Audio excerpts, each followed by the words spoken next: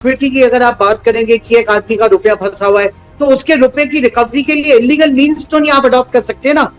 अगर फिर इस बात का सवाल भी ये आता है कि जब बैंक में आपको रुपया रखना चाहिए जहां पे आपको 8% की 7.5% की सेविंग का रिटर्न मिलता है, तो आप प्राइवेट मार्केट में जाकर के बिना किसी कोलैटरल के 18, 20, 22, 24% का अगर आप प्रलोभन ले रहे हैं तो आप भी तो वो रिस्क ले रहे हैं। या तो आप उस लालच की वजह से जा रहे हैं या आप उस रिस्क को लेने के लिए कर रहे हैं। देखिए, संभवतः दो चीजें सिनारियो विप्लव आता है। एक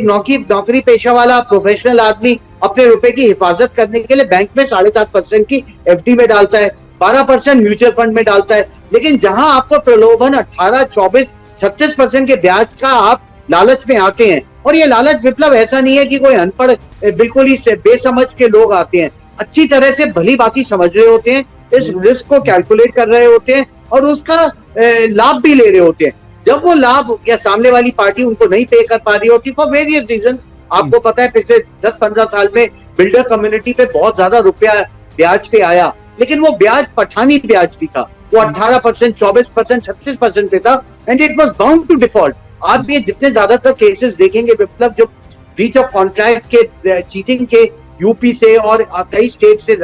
मध्य प्रदेश से, उत्तर प्रदेश से, हिमाचल से जो उठ करके आए हैं, वो अधिकांश रूप में उनमें बहुत ज्यादा बिल्डर्स भी रहे हैं।